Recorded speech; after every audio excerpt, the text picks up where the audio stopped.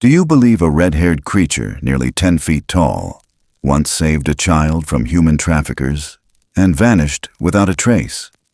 In 1991, a guilty mother, a silent 8-year-old boy, and a haunted forest crossed paths. Locals say, if you're ever lost in those woods, just knock 3 times on a tree and someone will bring you home. But here's the truth no one dares to tell. A woman who once abandoned her own child chose to sacrifice herself for a boy she barely knew. And something in that forest was watching. Something the locals call the Nameless Guardian. I've read every page of Mariah's blood-stained journal to bring you this story. Every knock, every scream, every time death nearly came. In this video, you'll witness the full survival story in the Bitterroot Woods, the strange signs that something was guiding them, and why the rescued boy said only one thing: Mom's gone now. It all began with a flipped Bronco, a missing woman, and a hand-carved statue at the forest's edge of a woman holding a faceless being. Skip this video, and you'll never know what really lives in the woods, or why. It only saves the children. The fog curled low across the ridgeline like something alive, thick as breath on cold glass, blinding the drop to the canyon below. The old Bronco rattled through it, tires skimming damp gravel, headlights cutting through wet silence like twin yellow knives. Mariah Dorsey sat rigid behind the wheel, her knuckles white, her jaw set. The only sound inside was the creaking suspension and the soft rasp of her breath. Thin, controlled, like she'd been holding it for hours. In the back seat, the boy didn't speak. His name was Leo. 8, maybe 9. Small, too quiet for his age. His wrists were tied in front of him with a length of frayed zip tie, only half tightened, as if whoever bound him had stopped halfway through and didn't know what to do next. His eyes were wide, dark, fixed on the window, but not on the trees rushing past. He wasn't looking at the forest. He was waiting for something, or someone. Mariah's hand trembled slightly as she reached for a cigarette from the pack by the radio.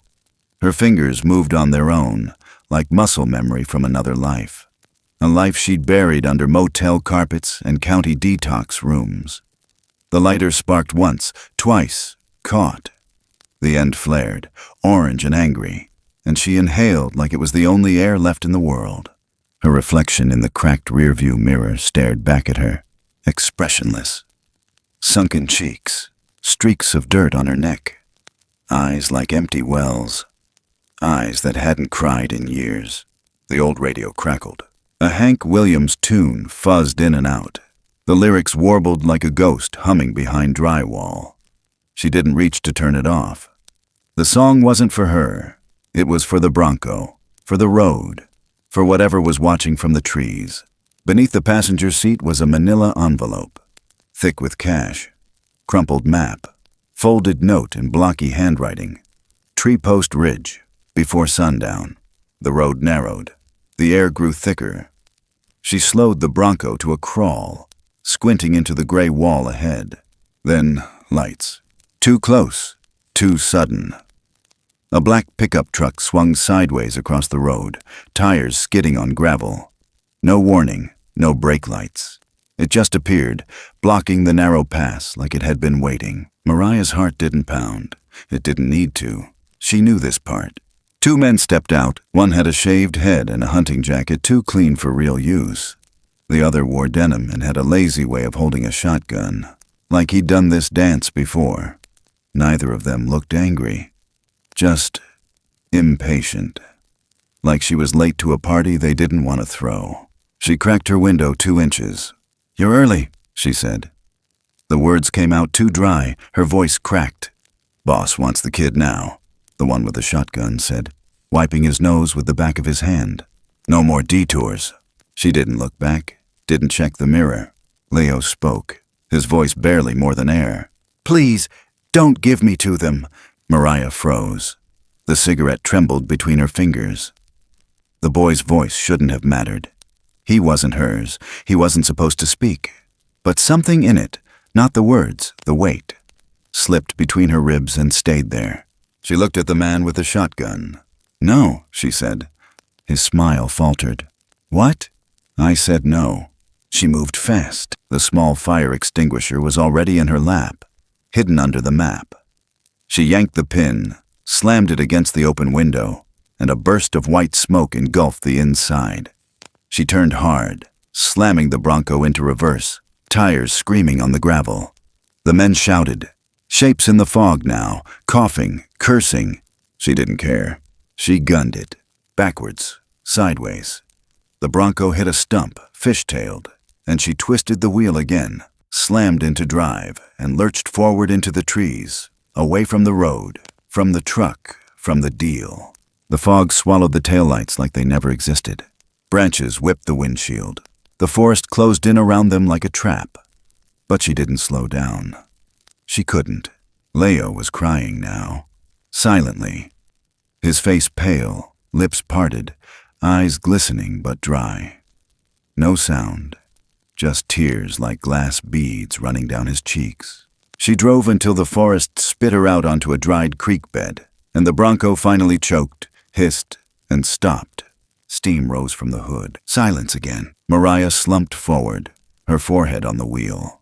Her breath came in short bursts. Her hands were shaking uncontrollably now. She didn't look back, until he made her. She glanced into the mirror. Leo sat hunched, his small hands pulling something from the inside of his pocket. A broken hair clip, pink plastic. One end jagged like it had been snapped in half.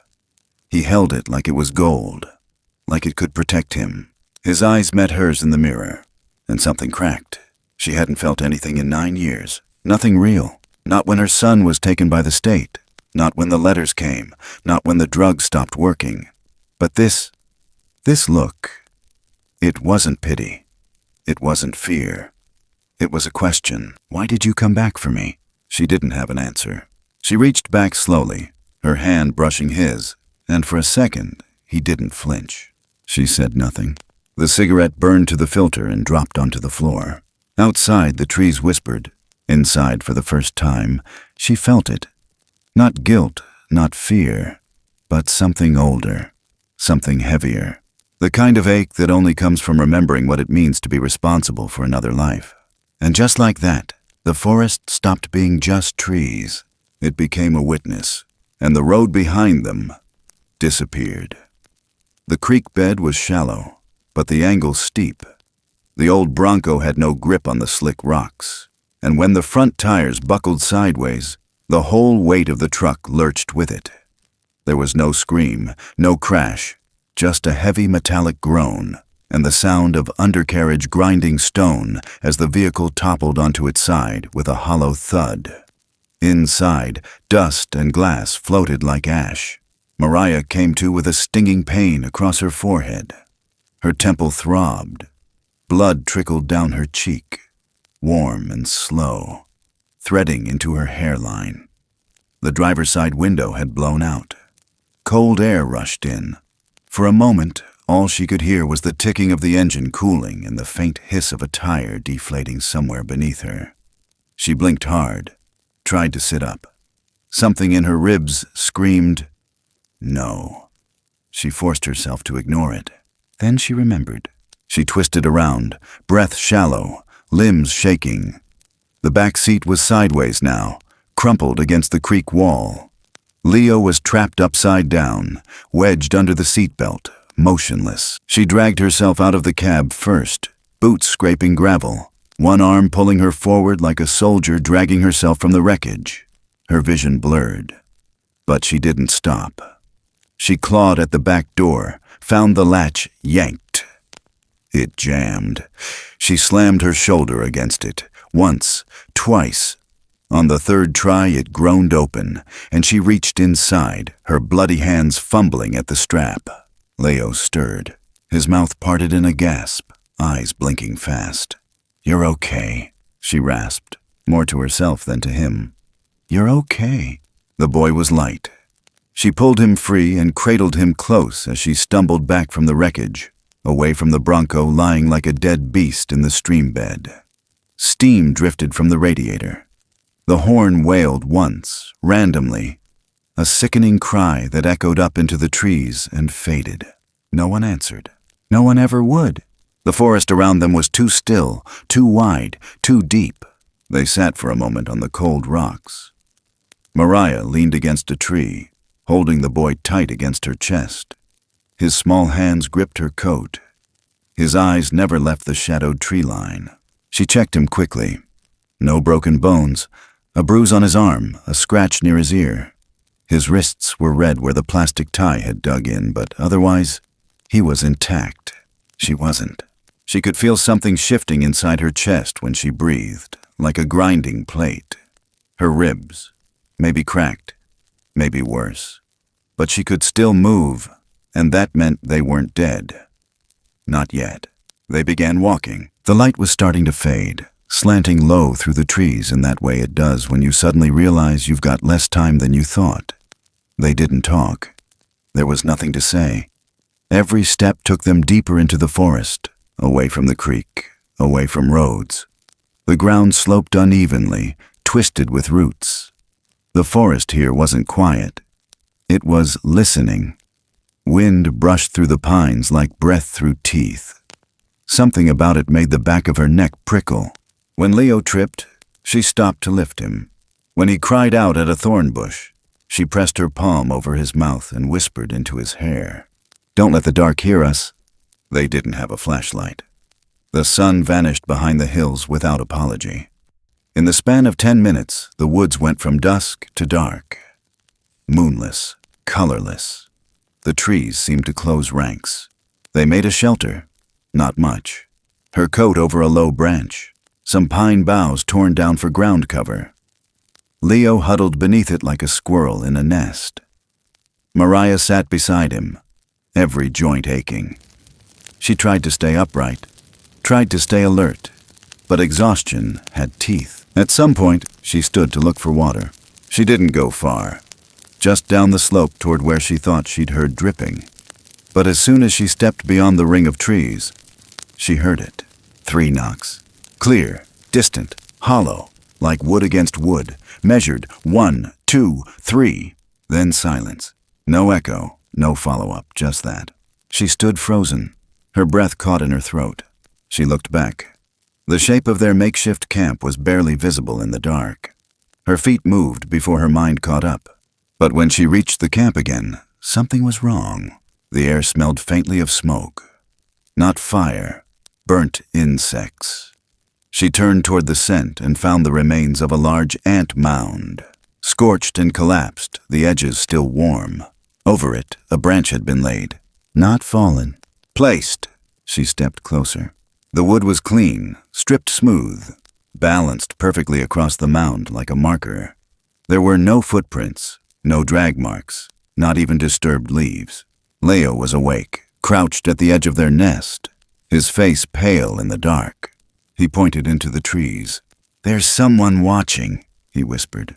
Mariah didn't move. Her gaze followed his. At first there was nothing. Then something shifted. Tall, too tall. A shape. Human, but not quite. Standing perfectly still between the trees. Its head brushed the lowest branches. Shoulders wide as a doorway. Eyes like faint embers. Amber. Unblinking. Mariah didn't scream. The shape didn't come closer. It simply vanished, like breath wiped from glass. She pulled Leo close, back under the coat, wrapped her arms around him. He didn't resist. They lay there for hours.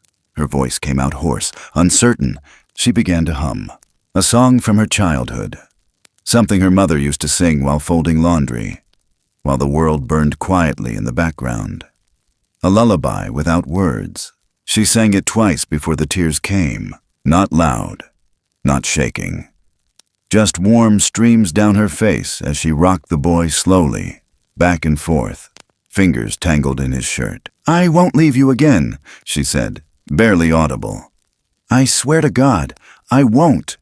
He didn't answer, but he didn't let go either. Somewhere far off, a branch cracked, but the forest did not come closer. Not yet.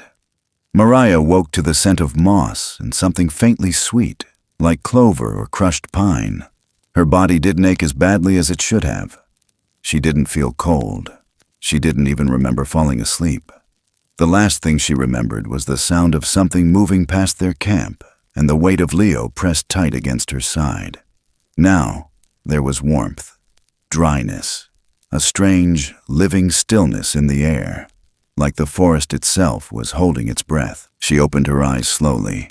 Dappled light flickered through a gap in the bark above her. She was inside something, hollowed out, natural. A tree, but not just any tree. This one was ancient, massive.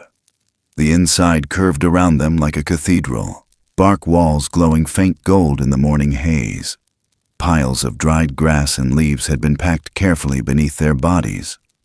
Over them, tucked with precision, a pelt of some animal Mariah didn't recognize. Coarse, red-brown, warm. Leo lay curled beside her, still asleep, lips parted slightly.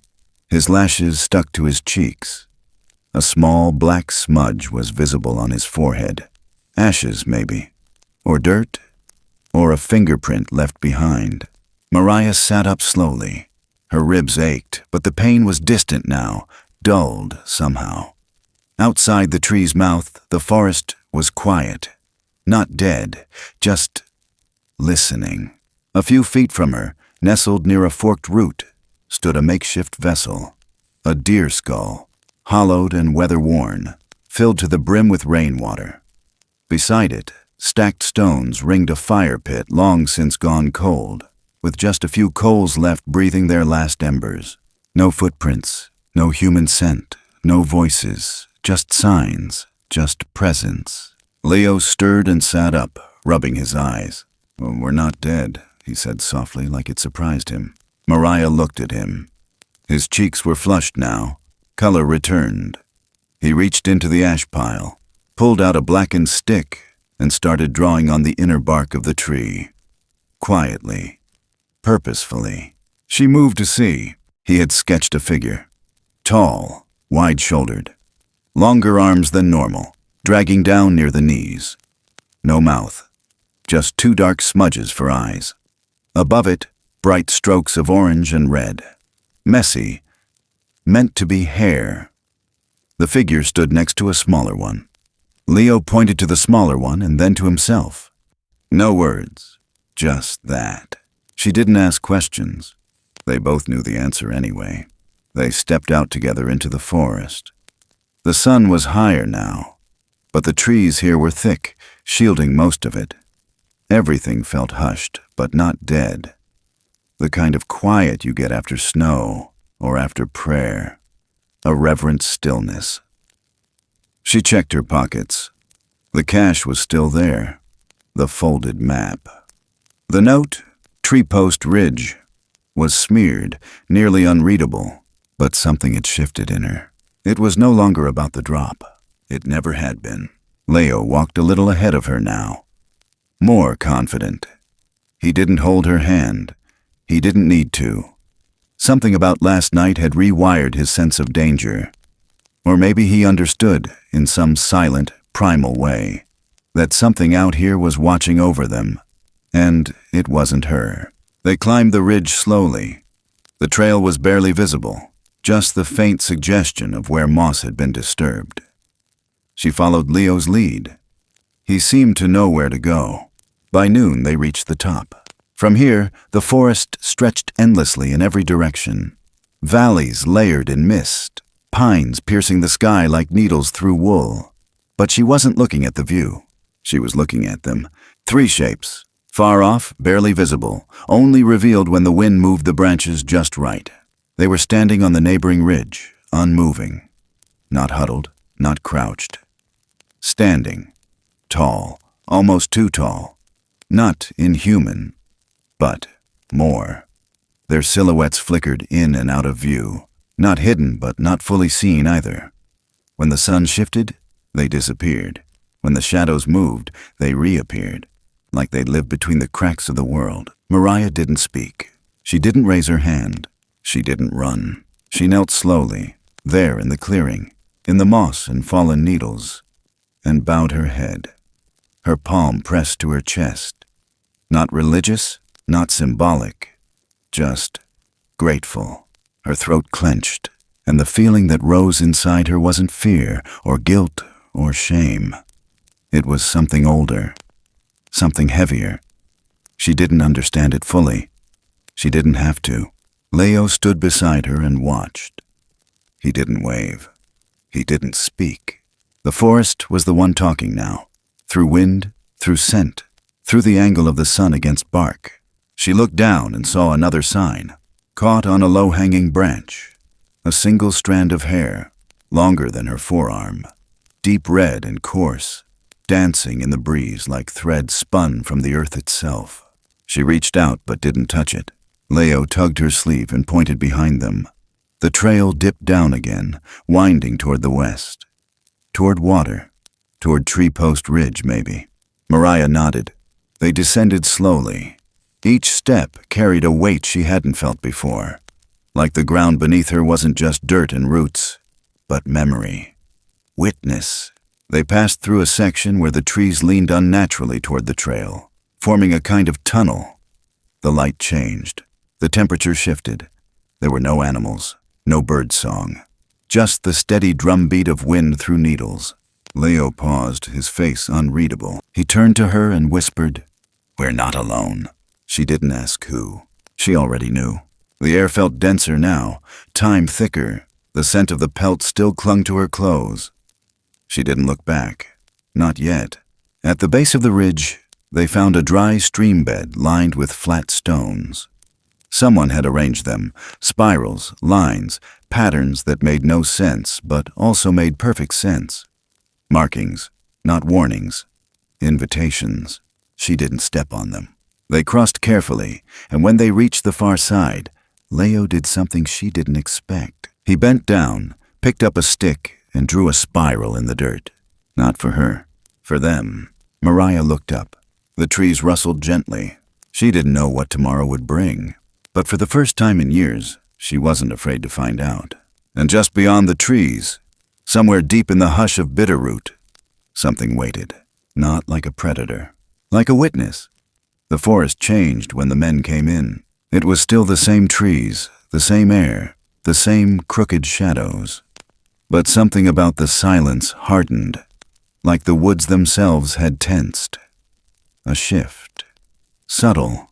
But if you were listening, really listening, you could feel it settle into your spine like a warning that didn't need words. Two men, one stocky, one lean. The stocky one had a limp from an old injury and walked with a heavy foot, like he blamed the world for every step. The lean one had a smirk that never left his face and a short machete strapped to his thigh. They weren't afraid of the trees. They weren't afraid of much, really. They'd done things, ugly things, for money, for fun, for both. This was just another job. The bigger man spat onto the ground, wiped sweat off his brow with a gloved hand, and muttered, "Ain't nothing out here, just trees and shadows." "Yeah?" the skinny one said. "That's what you said in Louisiana, too. You forget how that ended?" "Whatever," the big one growled. "These backwoods ain't magic." But even as he said it, his eyes kept darting into the dark, just for a second longer than they should. They weren't hunting deer. They weren't tracking footprints. They were looking for Mariah. And the boy. They found signs. A piece of torn fabric on a thorn bush, ashes where a fire had burned low. A pine branch bent unnaturally at the joint. Fresh. Too fresh. They followed a faint trail westward, deeper into Bitterroot, and that's when they saw it. Footprints, but not normal ones. Twice the length of a man's, toes like spades, the stride wide, parallel to their own. No drag marks, no signs of panic, just presence. The smaller man crouched to study them. "You know what makes that?" he asked. The bigger man didn't answer. His lips tightened. Ahead, the trail curved sharply around a ravine. Moss-covered stones, roots that twisted like veins. It looked quiet, safe, but there was something off about the air. It was still, too still. Even the birds weren't talking.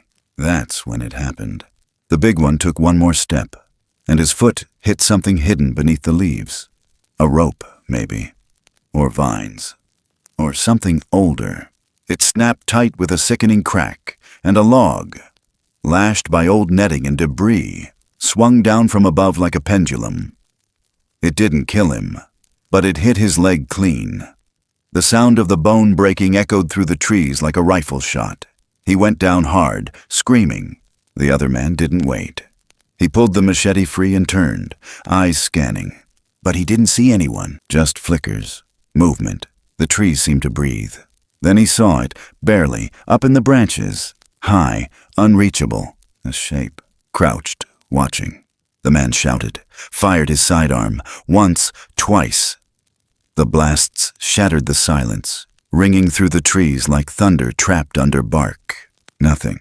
Just a flutter of birds exploding from a canopy 100 feet away. The branches moved, but not from wind. The shape had vanished. He stood there for a moment, chest heaving, gun raised. Then he bent over, picked up the broken man's shoulder, and started dragging him back the way they came. He didn't see the markings etched into the bark just above where he'd fired. 3 slashes, fresh, clean, like claws through wet wood. Far ahead, Mariah heard the gunshots. She froze mid-step, hand instinctively reaching for Leo's shoulder. They were close now. Too close.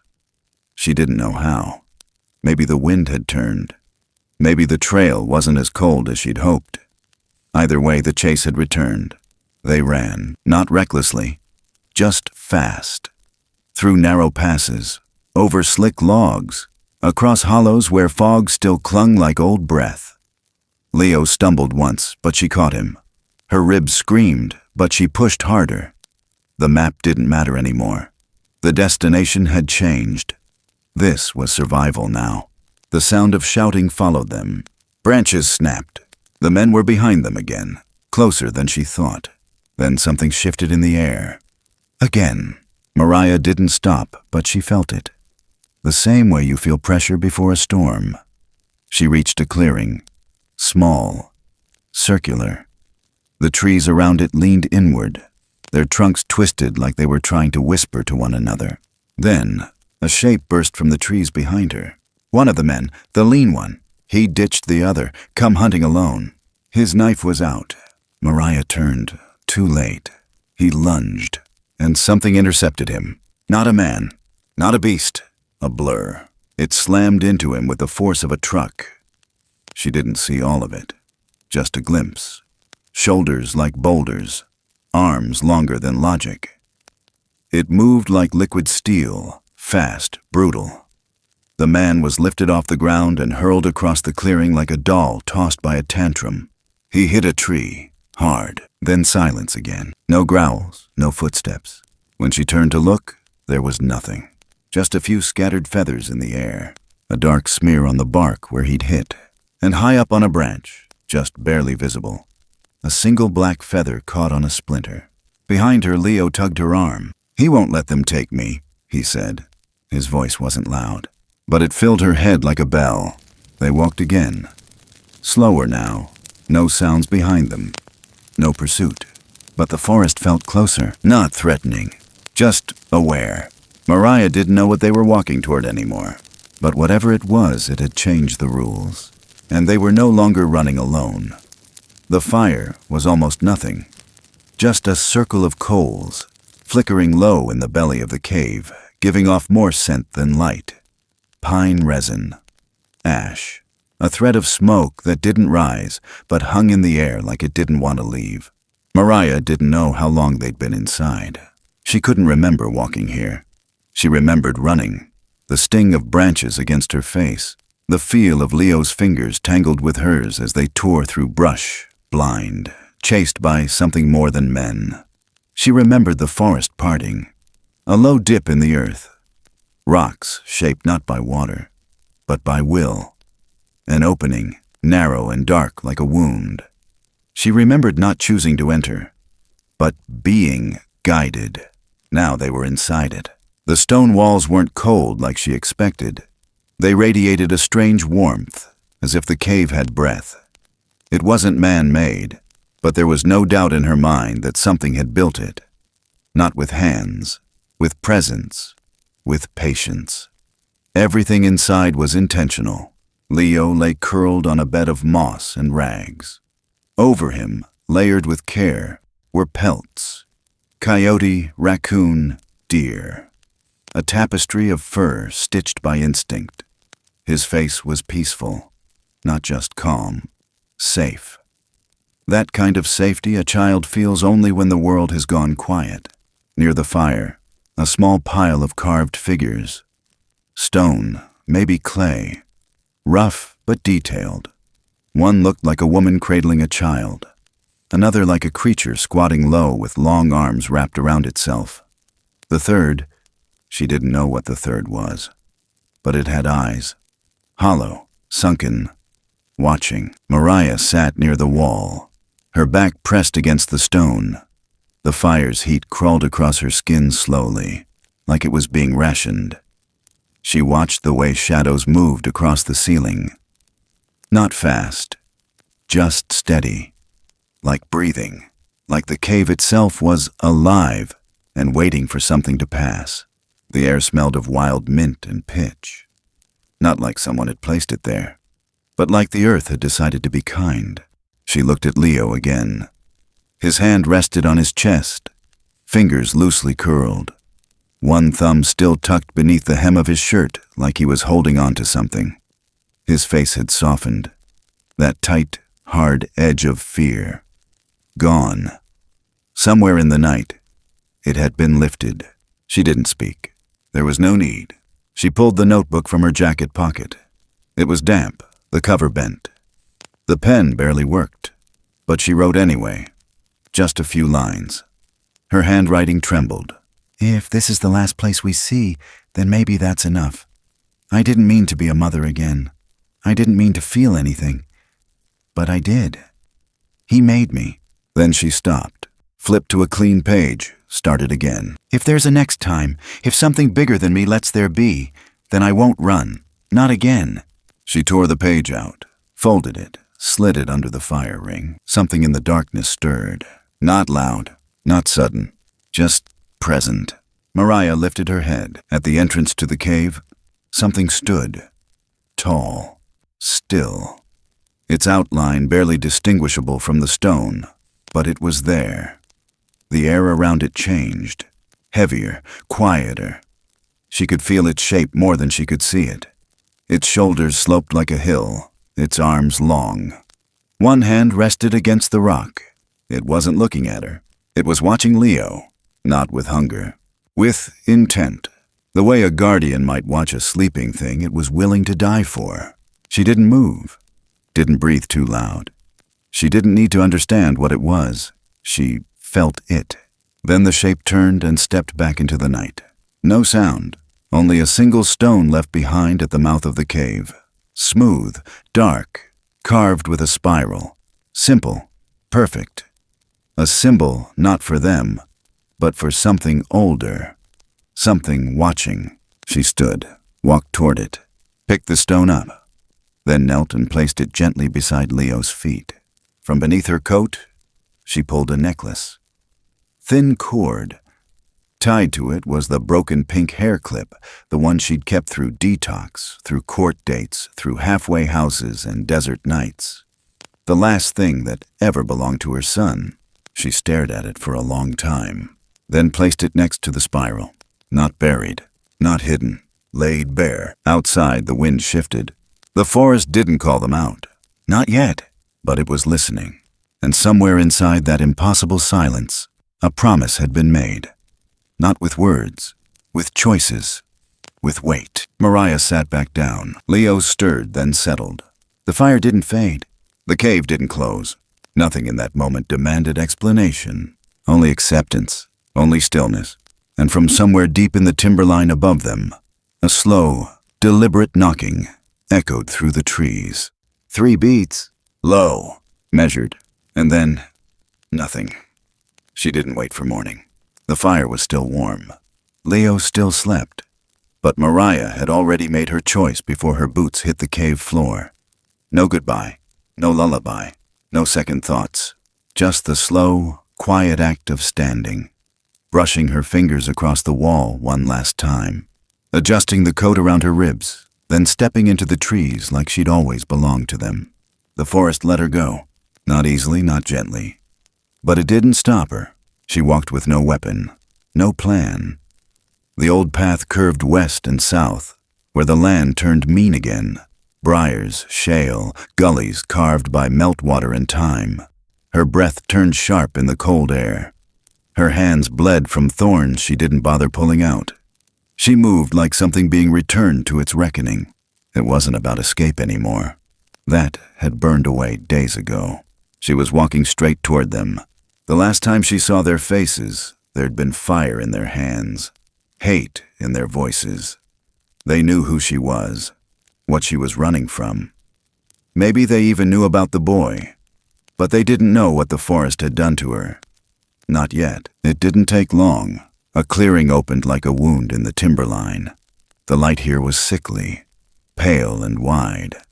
At the edge, crouched behind a pickup covered in dust and pine needles, one of them stood. The leaner one. Gun half drawn. Eyes twitching. He saw her and froze. She kept walking, he shouted. Nothing behind his voice but panic. She didn't stop. The gun came up. Then he saw her face.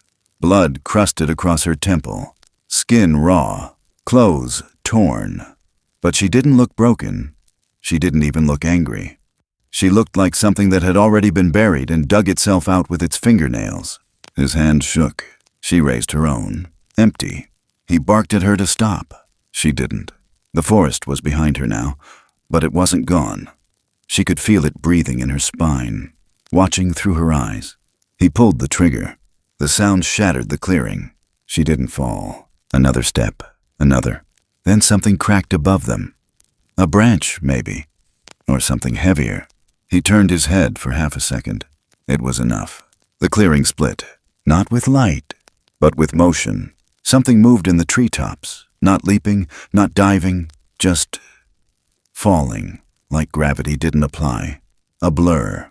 A roar, too low to be man, too soft to be beast. The sound of something that wasn't supposed to be seen, finally letting itself be heard. He screamed. The trees swallowed him. Mariah stood still. Behind her, the wind changed. She didn't look back. Not yet. She took one step forward, then another. But the other man was already behind her. The bigger one, limping, bleeding, but not done. He tackled her from the side. They hit the ground hard. Her ribs screamed. He pressed a knee into her chest, one hand on her throat. She could smell the rot on his breath, feel the gun in his belt, too close to reach. She clawed at his face, his arms. Nothing worked. Then something flickered in the corner of her vision. Amber, low, bright, watching.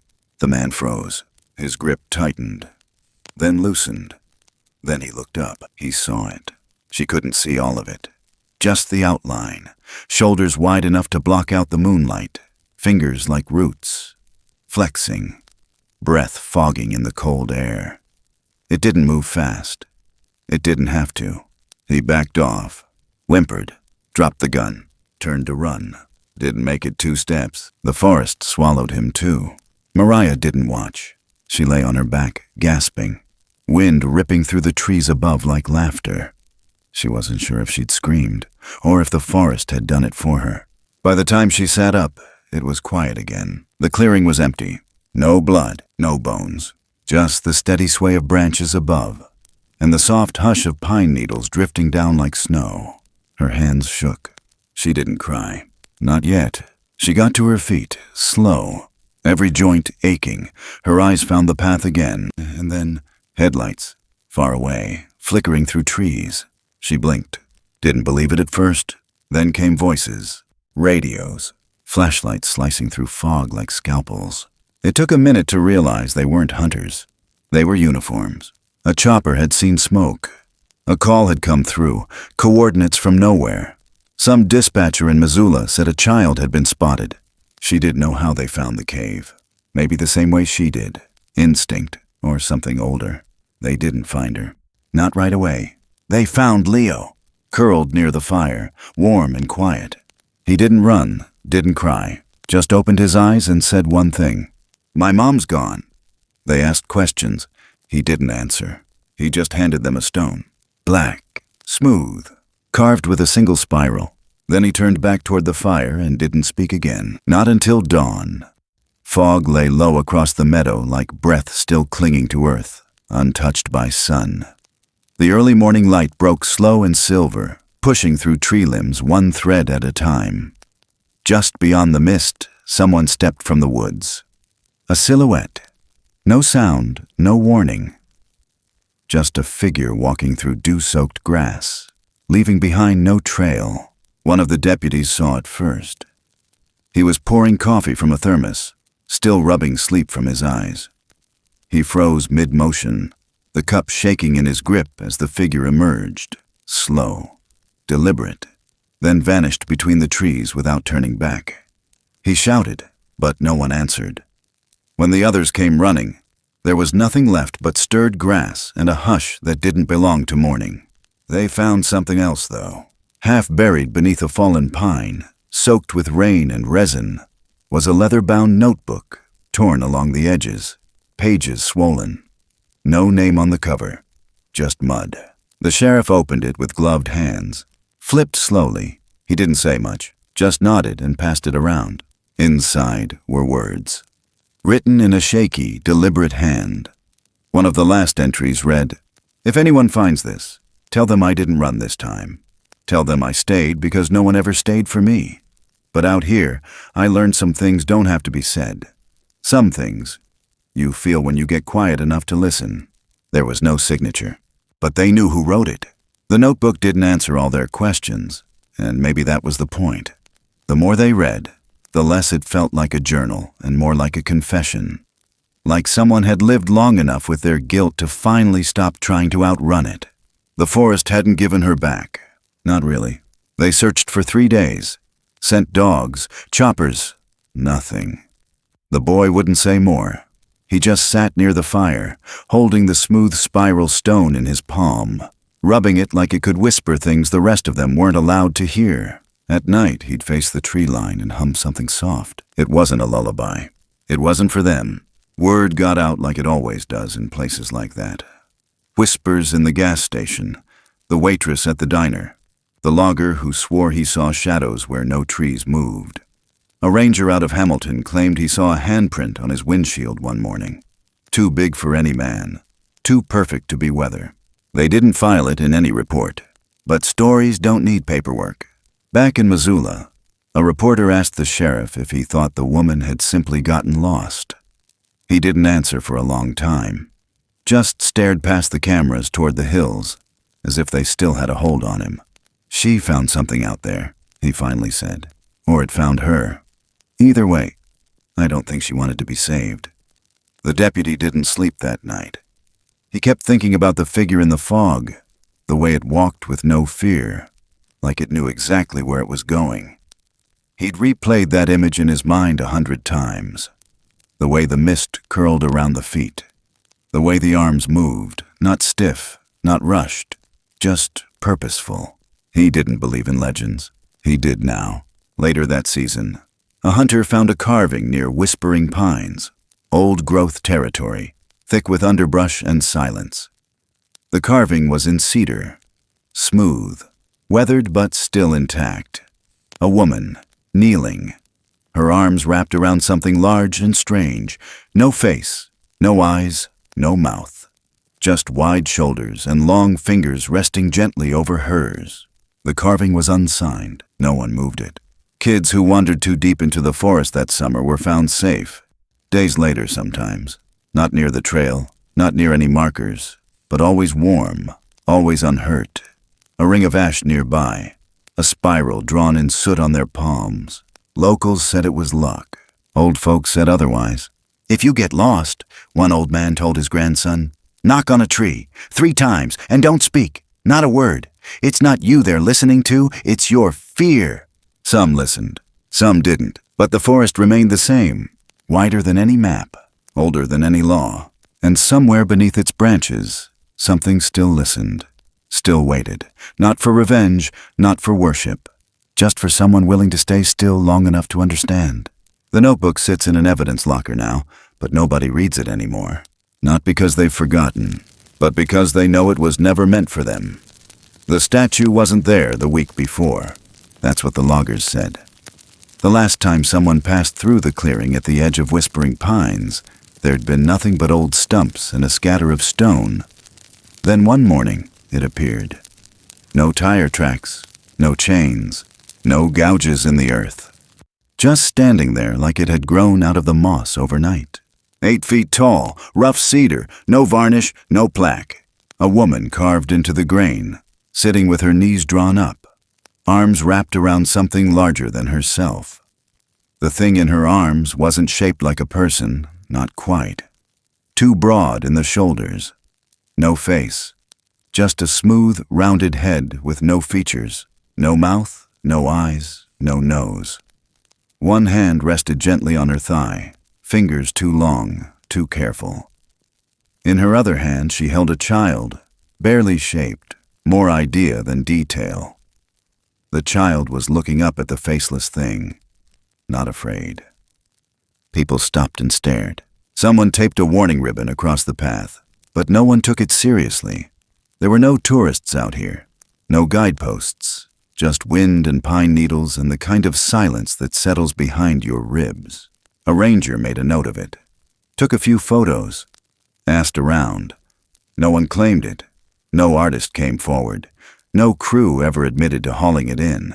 Locals didn't seem surprised. They'd already started calling it the Mother in the Trees. And they didn't mean Mariah. They meant the forest. By midsummer, the area had changed. Children who went missing, briefly, were found near that clearing. Always unharmed, always quiet.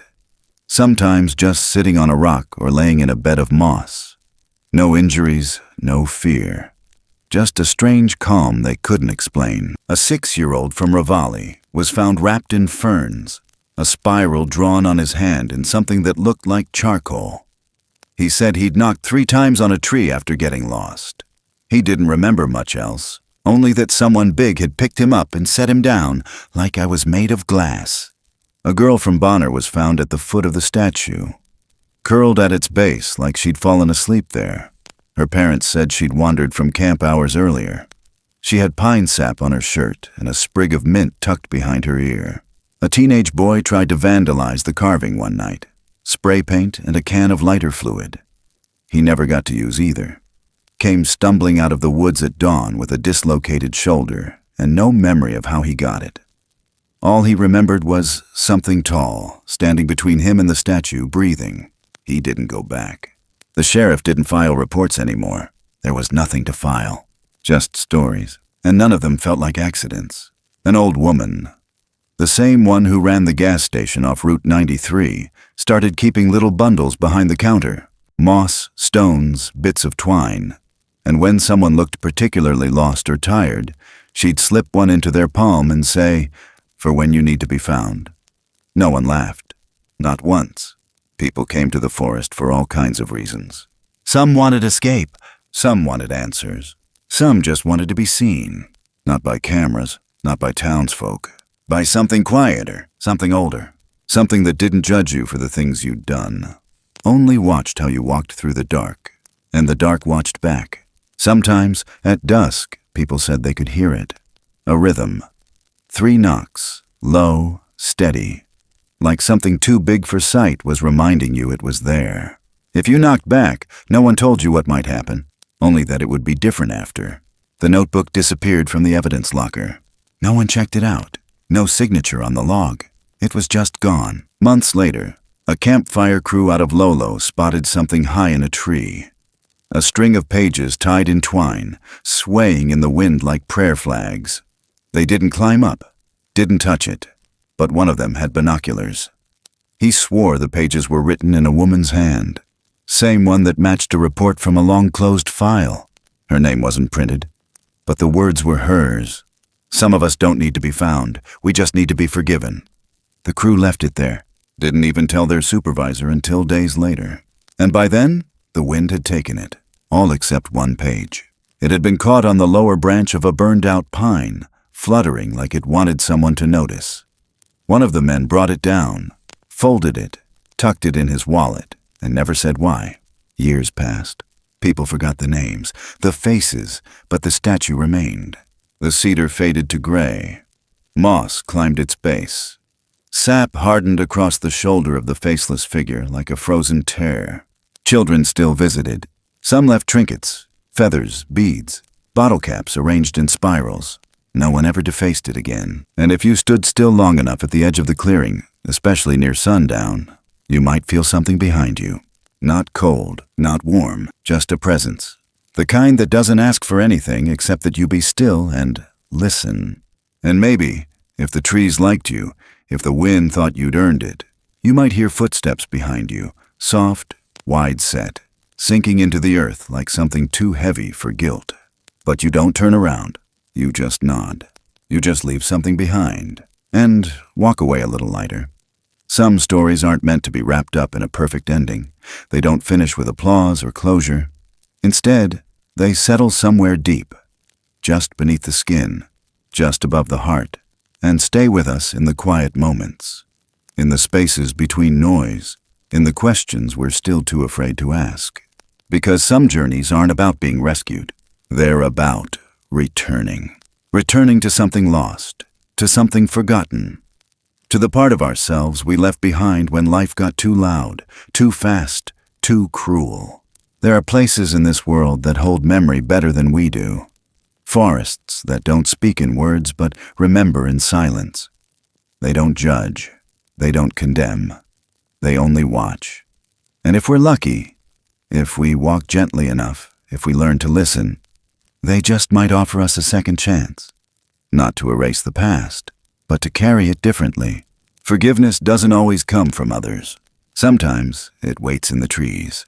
Sometimes it sounds like footsteps behind you when you think you're alone. Sometimes it looks like nothing at all. Just a spiral in the dirt, a stone in your palm, or the stillness that follows when you finally stop running. And in that stillness, we begin to understand that healing isn't loud, that redemption doesn't come crashing through. It grows slow, like moss, like roots, quiet, invisible, patient. It asks only one thing, that we stay long enough to feel it. So if you find yourself lost, out there or inside your own skin, don't always rush to be found. Don't always reach for the light. Sometimes what we need most is already surrounding us, holding us, waiting. And sometimes the only way out is through. Thank you for being here with us. Truly. If this story stirred something in you, we'd love to hear your thoughts in the comments. Don't forget to like the video and let us know where you're watching from. And if you want more stories like this, raw, real, and human, hit that subscribe button and come walk with us again. We'll be right here where the forest remembers.